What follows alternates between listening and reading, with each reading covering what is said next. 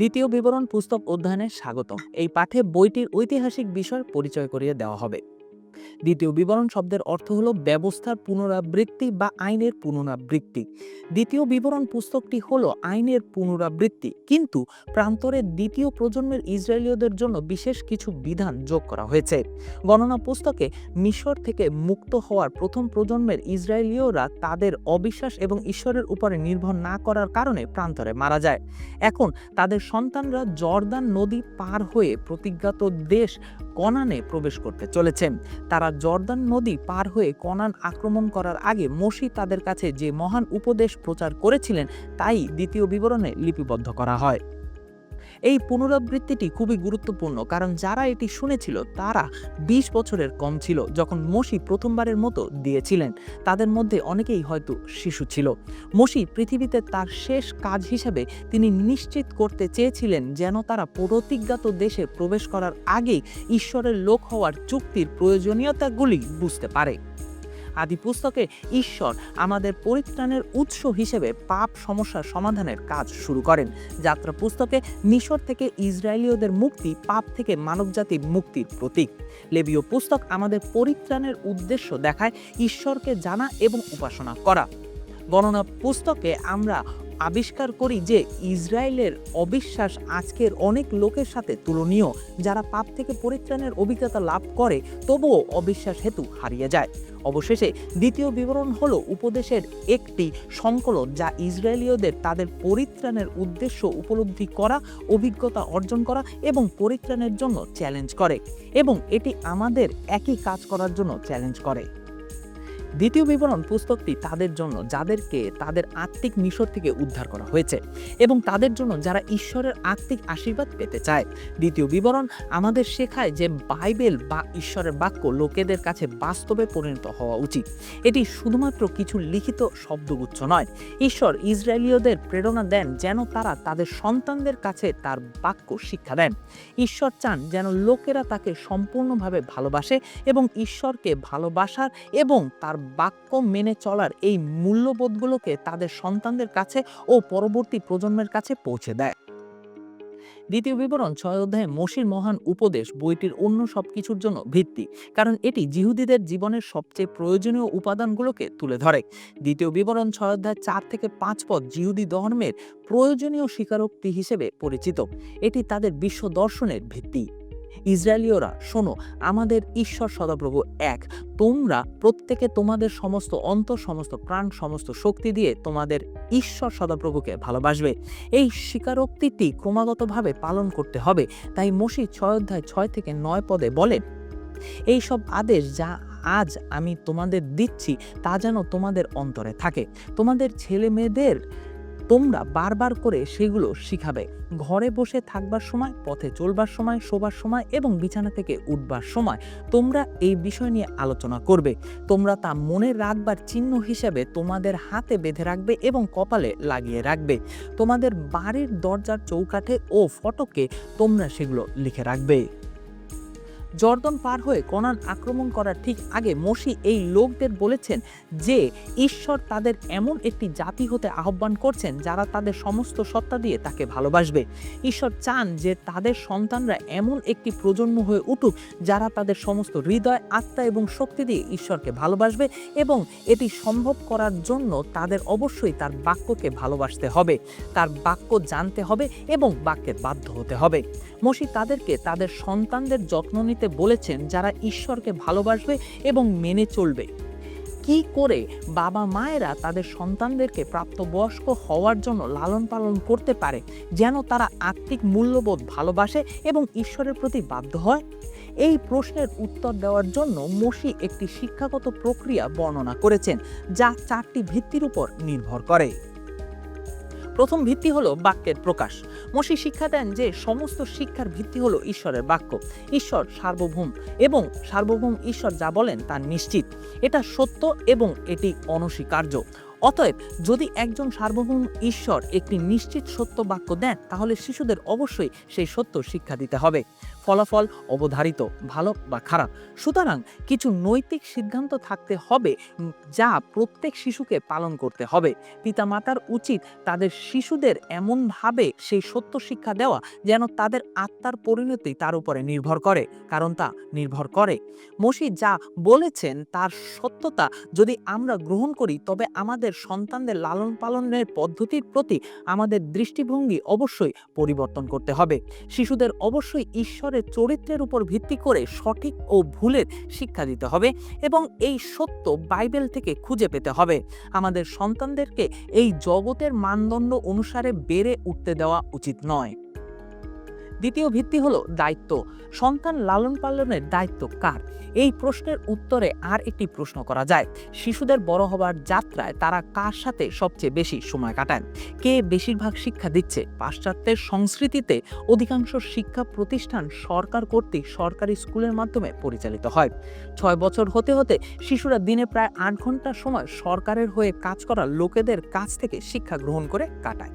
আমাদের অনেক মণ্ডলীতে Sunday school আছে, যেখানে বাচ্চাদের সপ্তাহে 1 ঘন্টা বা তারও চেয়ে একটু বেশি সময় ঈশ্বরকে ভালোবাসতে এবং তার বাক্য জানতে ও বাধ্য হতে শেখানো হয়। দিনে 8 ঘন্টার তুলনায় সপ্তাহে 1 ঘন্টা কতটুকু সময়? স্কুল ব্যবস্থা খারাপ নয়, তবে আমরা যদি এই কাঠামোর কাছে শিশুদের শিক্ষার নিয়ন্ত্রণ সম্পূর্ণরূপে সমর্পণ করি, তবে এটি আমাদের সন্তানদের জন্য ক্ষতিকারক হতে পারে। এই প্রশ্নগুলো করা উপকারী। আমি আমার সন্তানদের সাথে কতটা সময় কাটাই? সেই সময়ে আমি কি করব? আমি কি আমার সন্তানদের শিক্ষার দায়িত্ব নিয়েছি, নাকি সেই কাজটি আমি অন্য কাউকে দিয়েছি? দ্বিতীয় বিবরণ 6 অধ্যায় 6 থেকে 7 পদে মসি আদেশ করেছেন, এই সব আদেশ যা আজ আমি তোমাদের দিচ্ছি তা যেন তোমাদের অন্তরে থাকে। তোমাদের ছেলে মেয়েদের তোমরা বারবার করে সেগুলো শিখাবে। হিজকিয়া জিহুদার রাজা জিসায়ও 38 অধ্যায় 19 পদে লিখেছেন, যেমন আজ আমি করছি, বাবা তার ছেলেদের তোমার প্রতিজ্ঞার কথা বলে থাকেন। এই অনুচ্ছেদগুলো বিশেষ করে অভিভাবকদের শিক্ষা দেওয়ার জন্য নির্দেশনা দেয়। এর মধ্যে মা এবং বাবা উভয়ই অন্তর্ভুক্ত।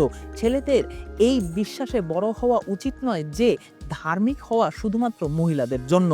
একজন ভালো নেতা কখনোই দায়িত্ব অর্পণ করেন না, শুধুমাত্র কর্তৃত্ব অর্পণ করেন। তিনি কাজগুলো বন্টন করেন, কিন্তু শেষ পর্যন্ত সেই কাজটি সম্পন্ন করার জন্য তিনি দায়ী। একইভাবে পিতামাতারা তাদের সন্তানদের শিক্ষার বিষয়ে সাহায্য করার জন্য মণ্ডলী এবং স্কুলের কর্তৃপক্ষকে অর্পণ করতে পারেন, তবে তারা কখনোই কারো কাছে দায়িত্ব হস্তান্তর করতে পারে না। মসির মতো সেই দায়িত্ব ঈশ্বর পিতামাতাকে দিয়েছেন এবং পিতামাতারা সেই বিষয়ে যা করছেন তার জন্য ঈশ্বরের কাছে জবাব দেবেন। এই শিক্ষাগত প্রক্রিয়া তৃতীয় ভিত্তি সম্পর্কের মধ্যে নিহিত। দ্বিতীয় বিবরণ 6 অধ্যায় 7 পদে মসি বলেছেন, তোমাদের ছেলে মেয়েদের তোমরা বারবার করে সেগুলো শেখাবে, ঘরে বসে থাকার সময়, পথে চলবার সময়, শোবার সময় এবং বিছানা থেকে উঠবার সময় তোমরা এই বিষয় নিয়ে আলোচনা করবে। অনেক সংস্কৃতির পিতামাতারা যারা বাড়ির বাইরে কাজ করেন, তারা হয়তো এতে প্রতিক্রিয়া জানান এবং বলতে পারেন, এটা আমাদের সংস্কৃতিতে বাস্তবসম্মত নয়। তারা যখন উঠতে বা বিছানায় যায় তখন আমি সবসময় সেখানে থাকি না। আমি সবসময় তাদের সাথে ঘরে বসবার বা তাদের সাথে করে কোথাও নিয়ে যাওয়ার সময় পাই না। কখনো কখনো আমরা আমাদের সংস্কৃতি এবং বাইবেলের বিপরীতে ভুল ব্যাখ্যা করে থাকি। আমাদের সংস্কৃতি দ্বারা ঈশ্বরের বাক্যের বিচার করার কথা নয়, কিন্তু ঈশ্বরের বাক্য আমাদের সংস্কৃতির বিচার করতে পারে। ঈশ্বরের বাক্য বলে যে পিতামাতাদের তাদের সন্তানদের সাথে একটি সম্পর্ক থাকতে হবে। এর অর্থ হতে পারে ঈশ্বর এবং আপনার সন্তানদের প্রতি এই দায়িত্ব পালন করার জন্য আপনার দৈনন্দিন জীবনে কিছু গুরুতর পরিবর্তন করা। মনে রাখবেন, এটা ঈশ্বর দ্বারা নির্ধারিত একটি মানদণ্ড এবং শুধুমাত্র এই জন্য যে তিনি আমাদের ভালোবাসেন এবং তার ইচ্ছা আমরা যেন তাকে জানতে পারি। আরেকটি অজুহাত যা কেউ কেউ প্রায়ই দেয় তা হলো তাদের এবং তাদের সন্তানের মধ্যে একটি প্রজন্মগত ব্যবধান রয়েছে। এটি তাদের সন্তানদের ছোটবেলার চেয়েও কিশোর ও যুবক সময়ে বাধা বলে মনে হয়। তবে সমস্যাটি সাধারণত প্রজন্মগত ব্যবধান নয়, সম্পর্কের ব্যবধান। এটি বিরল ঘটনা হবে যদি মসির দ্বারা বর্ণিত লালন পালন করা হয় কিন্তু সন্তানদের সাথে সম্পর্ক না থাকে। সম্পর্ক এই প্রক্রিয়ার একটি গুরুত্বপূর্ণ অংশ। জীবনের জন্য ব্যস্ত থাকা সহজ, সহজ, কিন্তু অনেক বাবা মা তাদের সন্তানদের ছোটবেলায় গঠনমূলক বছরগুলোতে একসাথে সময় কাটানোর গুরুত্বকে অবমূল্যায়ন করেন। এই উদাহরণটি বিবেচনা করুন। একদিন রাতে একটি ছোট ছেলে তার আঁকা একটি ছবি নিয়ে বাড়িতে এসেছিল। তার মা তার বাবাকে উৎসাহ দিয়েছিলেন সহজভাবে, শুধু এটা কি জিজ্ঞেস না করে, বরং বলতে হবে এটা সম্পর্কে আমাকে বলো। তাই বাবা বললেন, পুত্র, এই ছবির সম্পর্কে আমাকে বলো। ছেলে বলল, শিক্ষক আমাদের জীবনের সবচেয়ে বড় জিনিসটি আঁকতে বলেছিলেন, তাই আমি এটি এঁকেছি। কয়েক মাস আগে বাবা ব্যায়াম করতে যাচ্ছিলেন এবং ছেলে ও মেয়েকে তার সঙ্গে নিয়েছিলেন। বাবা যখন একটি বিল্ডিংয়ের চারপাশে জগিং করছিলেন, বাচ্চারা বসে বসে গণনা করছিল যে তিনি কতবার বিল্ডিং এর চারপাশে ঘুরছেন। এখন এতদিন পরে শিক্ষক তাকে জীবনের সবচেয়ে বড় ঘটনাটির একটি ছবি আঁকতে বললেন। সে তার বাবার জগিং করার ছবি এঁকেছে। সে ও তার বোন বসে বসে গণনা করছে তাদের বাবা কতটুক দৌড়াচ্ছে। সেটি বাবার কাছে ছোট মনে হতে পারে, কিন্তু সেটি ছেলের কাছে জীবনের সবচেয়ে বড় বিষয়। আর কেই বা এই ধারণা করতে পারত? মসির কথায় উৎসাহিত হয়ে আপনার সন্তানদের সাথে সময় কাটান। তাদের আপনার উদ্দেশ্যের প্রতিবন্ধক হিসেবে দেখার প্রলোভনকে প্রতিরোধ করুন এবং তার পরিবর্তে নিজেকে মনে করিয়ে দেন যে তারাই আপনার উদ্দেশ্য। গুণগত সময় কখনোই গুরুত্বপূর্ণ পরিমাণ ছাড়া হয় না। চতুর্থ ভিত্তি যার উপর এই শিক্ষা প্রক্রিয়া নির্ভর করে তা হলো বাস্তবতা। দ্বিতীয় বিবরণ 6 অধ্যায় 5 থেকে 7 পদে মসি বলেছেন, তোমরা প্রত্যেকে তোমাদের সমস্ত অন্তর, সমস্ত প্রাণ ও সমস্ত শক্তি দিয়ে তোমাদের ঈশ্বর সদাপ্রভুকে ভালোবাসবে। এই সব আদেশ যা আজ আমি তোমাদেরকে দিচ্ছি তা যেন তোমাদের অন্তরে থাকে। তোমাদের ছেলেমেয়েদের তোমরা বারবার করে সেগুলো শেখাবে। পিতামাতার জন্য তাদের সন্তানদের জীবনের মূল্যবোধ সম্পর্কে শেখানোর সবচেয়ে কার্যকর উপায় হলো তাদের নিজস্ব কাজ এবং কেবল তাদের সম্পর্কে বক্তৃতা দেওয়া নয়। আলোচনার মাধ্যমে শেখানো ভালো, কিন্তু প্রকৃত মূল্যবোধ আমরা যা করি তার দ্বারা প্রকাশ পায়। আমাদের সন্তানরা আমাদের দেখে এবং তারা আমাদের কপটতা দেখতে পায়। আমরা তাদের বোকা বানাতে পারি না। যিশু মথি 6 অধ্যায় 21 পদে বলেছেন, কারণ তোমার ধন যেখানে থাকবে তোমার মনও সেখানে থাকবে। আমরা যা বলি তার চাইতেও যেভাবে আমাদের সময়, অর্থ এবং শক্তি ব্যয় করি তা আমাদের সন্তানদের কাছে আমাদের মূল্যবোধের বিষয় বেশি প্রকাশ করে। উদাহরণ হিসেবে আরেকটি গল্প বিবেচনা করা যাক। একজন বাবা অত্যন্ত ব্যস্ত ছিলেন। একজন পালক হিসেবে দিনে 14 ঘন্টা কাটাতেন। সকালে যখন তিনি শেভ করছিলেন, তার 18 মাস বয়সী মেয়ে তার কাছে এসে তার টুপিটি তাকে দিল। তিনি অপরাধী বোধ করলেন।